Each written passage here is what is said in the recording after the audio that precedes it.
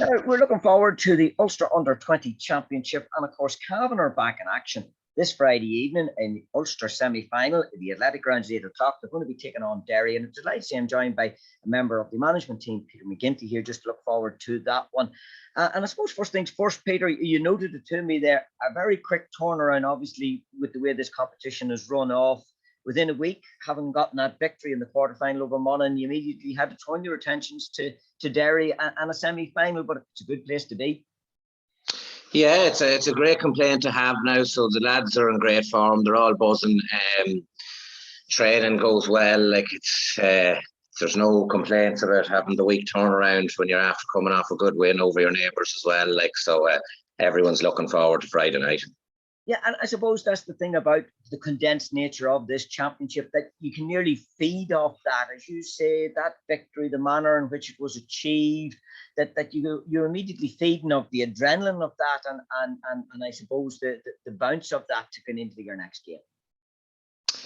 Well, yeah, you'd kind of hope to use it to your advantage, because the nature of knockout football like that it's so cutthroat that you do 3 or 4 months preparation for the first round, and if you lose, you're gone, and if you win, obviously you're out the next week. So it's you're hoping that the lads will feed off that. Like, everyone will be aware of their jobs and what they have to do now this Friday. Like, I don't think nothing less than what was given last Friday will be good enough to have us in the game even on Friday night.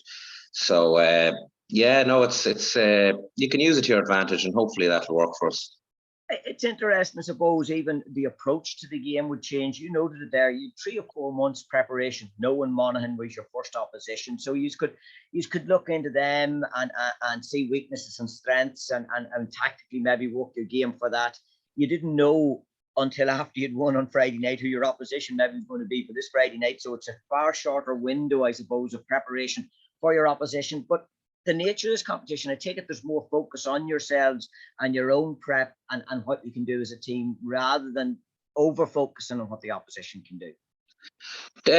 Totally agree. Yeah, there's such a changeover even from under 17s to 20s. Like the teams do change a good bit. There is a bit of drop off at that age group. There's also lads that come into the reckoning maybe that are only 18 or so now, that wouldn't have been involved obviously 3 years ago with an under 17 panel.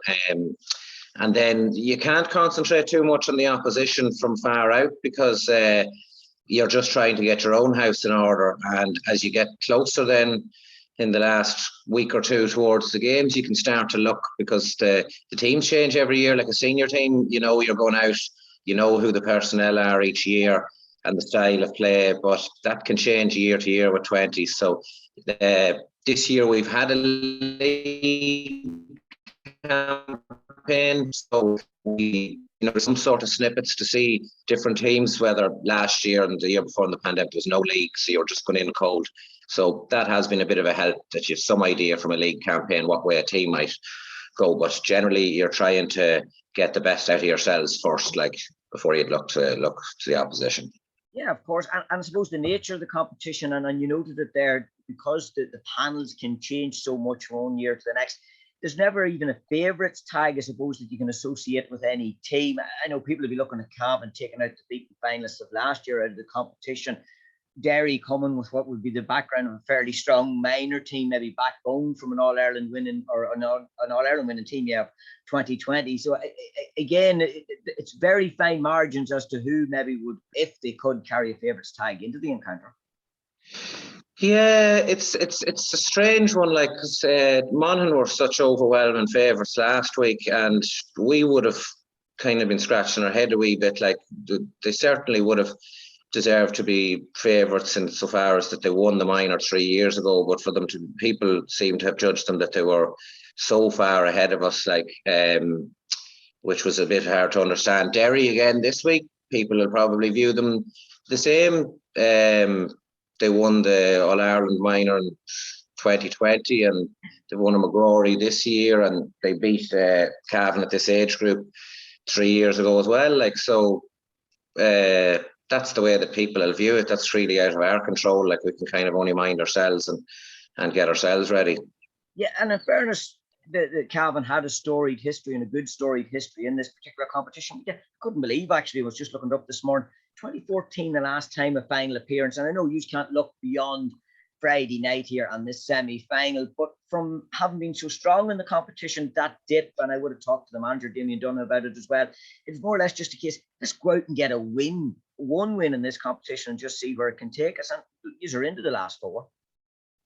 Well, that's it. Like, as I was saying a couple of minutes ago, like, it's such a cutthroat competition. Like, you just want to get over the line the first day out, and then after that, like, it opens up. Like, there'll be a team from somewhere, like it mightn't be an Ulster or that, like, that will make a run deep into the competition. Like, Offaly won the All Ireland last year, and nobody would have expected it off them. Like, so yeah, that's the nature of age group football. Like, it's great because you'll definitely have upsets across the board in the competition. Like, we're hoping to cause another one on Friday night, like, but there'll definitely be some across the country now in the next week or so. Just in regards to your own panel for Friday or Thursday, yeah, it's Friday night actually. Yeah, selection wise, injury concerns or anything like that going into it? No, nothing new. Like, so we're happy enough to. We've had a run of injuries early in the year, but they've cleared up now, and like that, like when it's running week to week and things are going well, any little niggles seem to clear up all the time. You know, when you're getting to that, like there's not a queue out the door for the physio room or anything. So we're happy enough. Like, we're happy enough that everyone's in good shape. And I know finally we're falling between the ending of the Alliance Senior League before the commencement of the Senior Championship. So I don't know, availability of players between the two panels, or have you been more or less working with what was just under 20 players that have been with you from the start? We've had most of our players, yeah, but Damien and Mickey work well together and communicate a lot, like, and there's a good rapport there, like, so we're very happy with how the way that our panel has been able to be together, like, and look, at the seniors are going well too, and sure, it's great now. They're looking forward to Antrim in a couple of weeks, but no availability of play, like, everything has been worked between the two managements. It's a good setup, like, couldn't have any complaints at all, like. Well, that's great news indeed. And just a reminder to you, we will have live coverage of that game here on a Friday Sports Extra special for you, live from the Athletic Grounds, throw in at 8 o'clock. And a reminder to you also as well, if you are travelling along, tickets have to be purchased in advance. You can check out the Cavan GAA social media channels, that is, or go to the Ulster GAA website.